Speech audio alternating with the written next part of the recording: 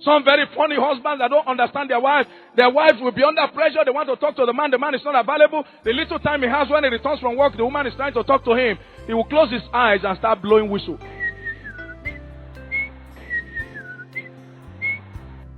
God deliberately created the woman to be different from the man, and He deliberately created the man to be different from the woman. It takes knowledge for you to understand these gender differences, to know why a woman behaves the way she does, and to know why a man behaves the way he does. If you don't understand this, you will have difficulty in your marriage.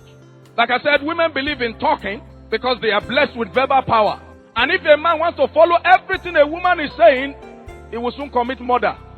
Because by the time a husband tells the wife, why did you prepare this soup like this? This is how your mother taught you. The woman will say, hey, my mother, okay, your own great-grandmother, they didn't train her well. Because she's blessed with verbal power. But on the other hand, men are people of few words because they are logical beings. They are not emotional beings. Women are emotional beings. Men are logical beings. They're always thinking. So they don't talk too much. They believe in action. The man is thinking of how to pay school fees, how to pay his rent, how to make investments. So he's always thinking. And because he's always thinking, he doesn't have time to talk too much. When a husband returns from work after he had this job, he returns back and the wife takes the bag and he goes inside the house and the wife comes around and says, hey, honey, how was your day? The man says, fine. News in brief. Headlines only. And the wife comes and says, how was your day now? I say, fine now. What else? Fine. Just fine. Men believe in news in brief. They don't have time for too much details.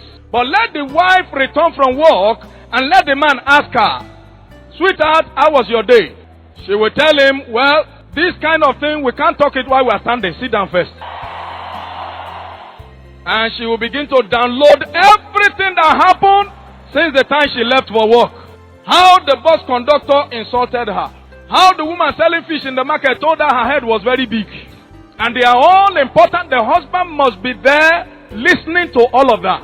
A loving husband, a caring husband that is out to meet the wife's need will place his arms around her shoulder and say, so that's what happened today. But a husband that lacks knowledge of the gender difference will say, hey, woman, you talk too much. Keep quiet. You have killed your wife for that day. Praise the Lord. So it takes knowledge. It takes assessing these materials to understand this gender difference. Now, this is the reason for so many frictions in so many marriages today. Marriage is all about meeting needs. When needs are not being met, there will be discouragement. There will be tension. There will be friction. And when it's not checked, there will be separation. Say, dwell with them according to knowledge. Give honor unto us as unto the weaker vessel. And as being heads together of the grace of life, that your prayers be not hindered. When prayers are hindered, there's friction in the home. There's tension. But when needs are met, there's fulfillment, there's joy, there's gladness. The man is meeting the needs of the woman is meeting the needs of the man. There are so many husbands that do their best. They buy foodstuffs in the house, they do everything, and they still wonder why their wives are not happy. You can buy all the foodstuffs you want to buy all the clothes you want to buy. There are certain intimate needs in her life that if you are not meeting those needs, she will be depressed. It's better not to be married at all than to have a depressed wife in your house.